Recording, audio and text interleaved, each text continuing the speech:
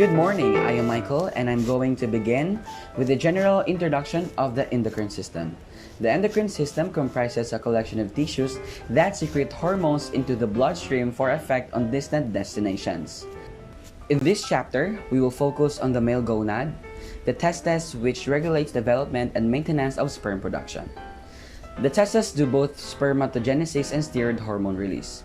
FSH stimulates spermatogenesis, which is enhanced by the androgens, especially testosterone. Under the influence of LH, testicular interstitial cells creates testosterone. Testosterone and its metabolites are necessary for the growth and operation of accessory glands, copulatory organs, male sexual traits, and behavior.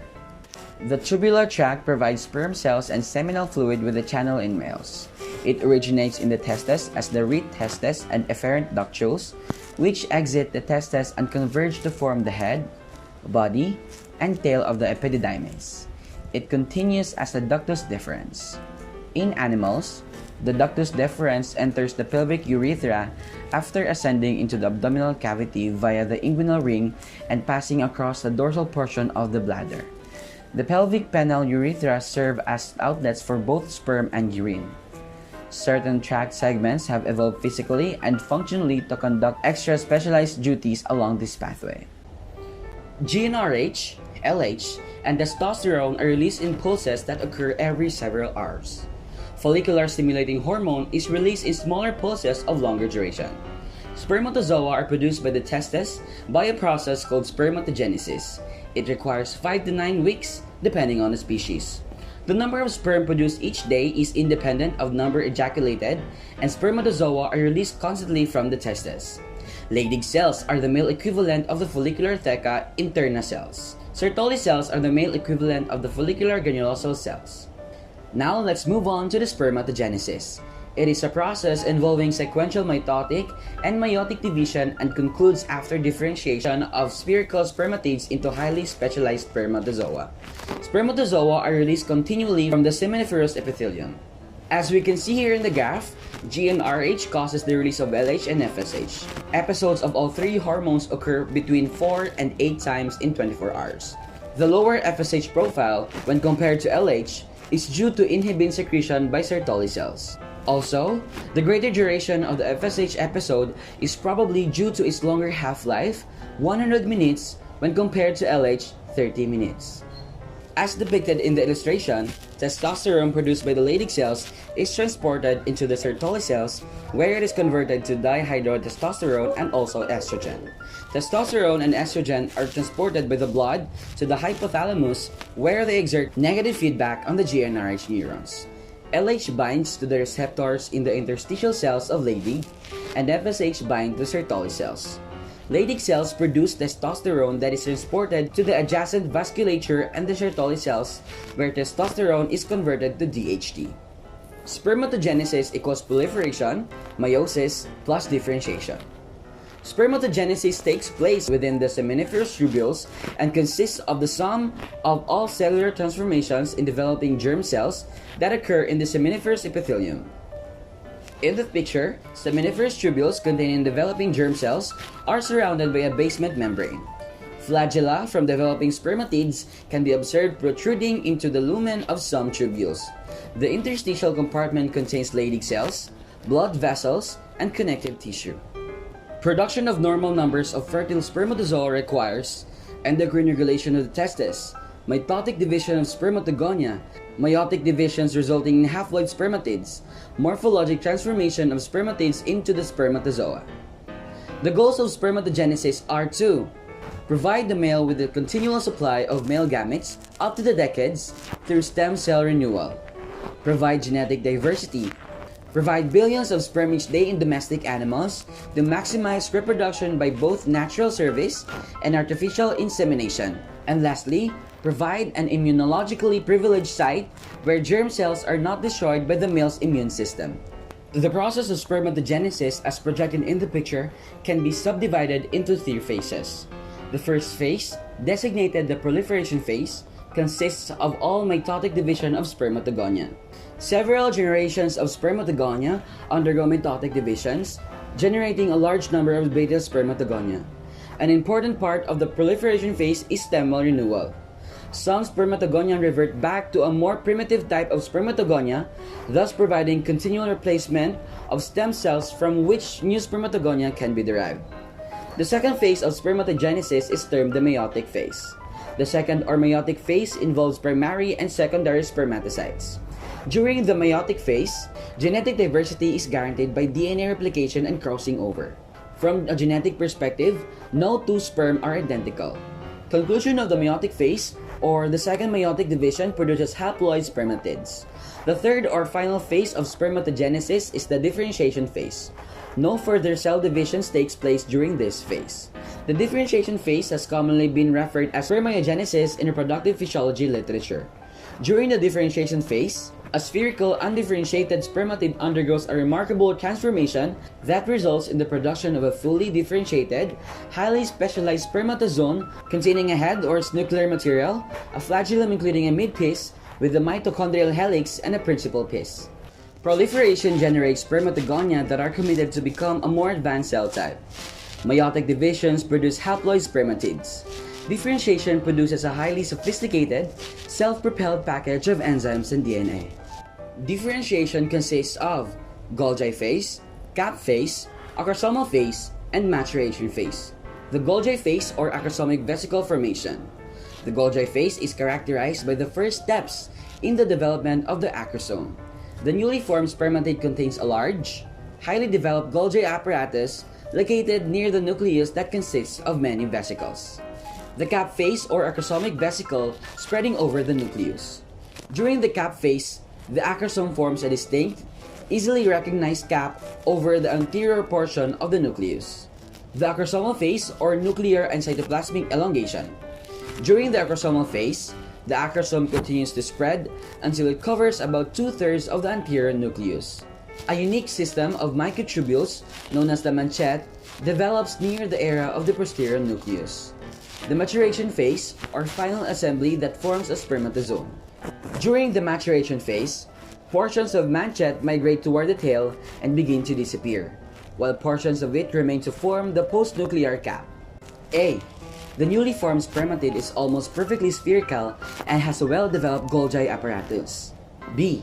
Small vesicles of the Golgi fuse, giving rise to larger circulatory granules called proacrosomic granules. The centrioles start to migrate to a position beneath the nucleus that is opposite the acrosomic vesicle. C. Vesicle fusion continues until a large acrosomic vesicle is formed that contains a dense acrosomic granule. The proximal centriole will give rise to the attachment point of the tail. The distal centriole will give rise to the developing axoneme or the central portion of the tail, inside the cytoplasm of the spermatid. The cap phase. A. The Golgi migrates toward the caudal part of the cell. The distal centriole forms the axoneme or flagellum that projects away from the nucleus toward the lumen of the seminiferous tubule. B. The acrosomic vesicle flattens and begins to form a distinct cap consisting of outer acrosomal membrane, an inner acrosomal membrane, and acrosomal contents or enzymes. The acrosomal phase. A. The spermatid nucleus begins to elongate and the acrosome eventually covers the majority of the anterior nucleus. The manchette forms in the region of the caudal half of the nucleus and extends down toward the developing flagellum. B. The neck and the annulus are formed and later will become the juncture between the middle piece and the principal piece. Notice that all components of developing spermatid are completely surrounded by a plasma membrane. M or mitochondria. The maturation phase. A and B. Mitochondria form a spiral assembly around the flagellum that defines the middle piece. The postnuclear cap is formed from the manchette microtubules. The annulus forms the juncture between the middle piece and the principal piece. This is the head of a bovine spermatozoon. Spermatozoa is equal to head plus tail. Head is equal to nucleus plus acrosome plus postnuclear cap. Tail is equal to middle piece plus principal piece plus terminal piece. The tail is composed of the capitulum, the middle piece, the principal piece, and the terminal piece. The capitulum fits in the implantation socket, a depression in the posterior nucleus. The anterior portion of the tail consists of laminated columns that give the neck region flexibility when it becomes motile, so the tail can move laterally from side to side during the flagellal beat. The axonimal component of the tail originates from the distal centrioles and is composed of 9 pairs of microtubules that are arranged radially around 2 central filaments. Surrounding this 9 plus 9 plus 2 arrangement of microtubules are 9 coarse fibers that are unique to the flagellum of spermatozoa.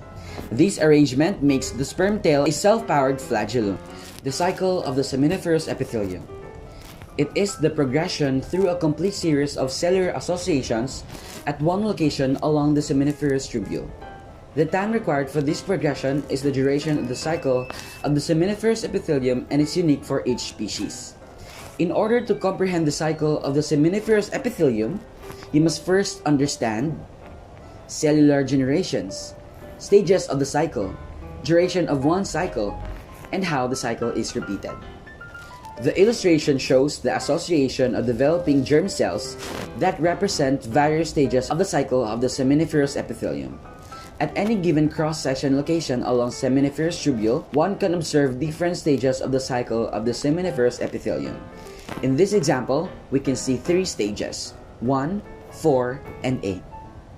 A stage 1 tubule consists of 1 generation of alpha spermatogonia, 2 generations of primary spermatocytes, and 1 generation of immature spermatids.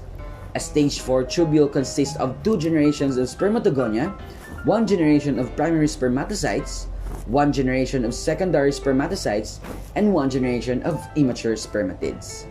A stage 8 tubule consists of 2 generations of spermatogonia A plus B, 1 generation of primary spermatocytes, and 2 generations of spermatids.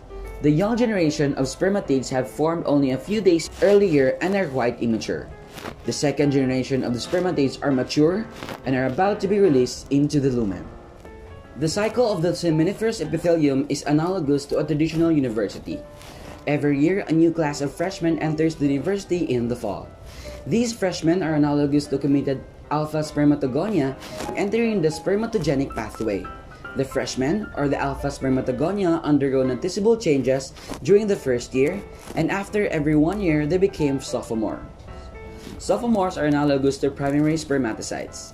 The sophomores, or the primary spermatocytes, also undergo maturational changes and become juniors, or the secondary spermatocytes, although they actually are short-lived. Finally, they become seniors or spermatids, and graduate after 4 years. The cycle of the seminiferous epithelium is almost identical in concept to the university situation, except the school year is only 13.5 days, and that one freshman will not turn into multiple seniors. The duration of each stage of the cycle of the seminiferous epithelium varies with species, as does not the length of the cycle of the seminiferous epithelium. Variations in the stage, cycle length, and total time required for spermatogenesis are presented in Table 10.1. The spermatogenic wave, on the other hand, refers to the differences at any given instant time along the length of the seminiferous tubule. Imagine that you could run down the lumen of the seminiferous tubule. Assuming that a male can develop an erect penis, mount and ejaculate in the female, his potential fertility is determined by his sperm-producing ability, the viability of his spermatozoa, the number of morphologically abnormal spermatozoa that he ejaculates, and the number of functionally normal spermatozoa that he ejaculates. As you might imagine, a process that potentially produces up to 20 billion sperm a day, over 200,000 per second, will have errors. These errors are expressed as abnormal spermatozoa, some of which can be detected on the basis of abnormal shape. Morphologically abnormal sperm can be defined as any shape characteristic deviating from normal. Every ejaculate will contain between 5 and 15% abnormal sperm, and these levels are generally considered acceptable. Some common abnormalities in the bovine sperm are shown in the pictures flashed before your screens. Artificial insemination is the single most important physiological technology ever devised for acceleration of genetic improvement. The major steps of artificial insemination are collection of semen from the male, preservation and extension of sperm, and insemination of the female. Immediately after collection, the following information is needed: ejaculate volume, concentration of spermatozoa in the ejaculate, and the percentage of motile sperm. After semen has been successfully collected, In vitro preservation of sperm for a period of time must be accomplished before successful delivery of the sperm to the female can take place. Preservation and dilution of sperm requires an environment that minimizes death of sperm. It also requires knowledge about the volume of the ejaculate, the concentration of sperm in the ejaculate, and their motility. The technology utilized for separation of X and Y bearing spermatozoa is referred to as flow cytometry, sometimes called cell sorting. Figure 10 to 15 highlights the major steps for separation of X and Y bearing spermatozoa using flow cytometry. Regardless of the problems associated with separating the X and Y bearing spermatozoa, it is inevitable that improvement of the technology will occur. Thus, it is reasonable to expect that separation of X and Y bearing spermatozoa eventually will be commonplace. Manipulation of the sex ratio under controlled conditions could greatly impact the efficiency of food animal production. Step 1. X and Y bearing spermatozoa are produced by the testes and ejaculated by the male. Step 2. Ejaculated spermatozoa are treated with a DNA dye, fluorochromone. X-bearing sperm absorb more dye than Y-bearing sperm. They therefore emit more intense light when excited by a laser. Sperm also are treated with a dye that greatly suppresses the signal from dead sperm. Dead sperm are therefore identified and rejected. Step 3. Once spermatozoa enter the flow cytometer chamber, they pass single file through a small nozzle. At a region just outside the nozzle, an excitation laser beam activates the fluorescent dye in each sperm, and each live sperm produces an emission with an intensity that is directly related to the quantity of DNA within the sperm head. X-bearing live sperm produce more intensity. A light sensing device is coupled to a computer that determines the intensity of light emission by each sperm and the order of passage of each sperm through a column below the nozzle. When the sperm pass by charged plates, they are assigned either a positive or negative charge depending on their DNA content, X or Y chromosome. When the microdroplet containing a single sperm passes through an electromagnetic field, the computer applies an appropriate charge and directs the droplet to one side or another. Dead sperm are discarded into the center tube. Thus, at the conclusion of the separation process, there are 3 vessels that contain sperm. One contains a high proportion of X, one contains a high proportion of Y chromosome bearing sperm, and one contains dead sperm. Thank you for listening. My groupmates and I really appreciate it. Have a good day.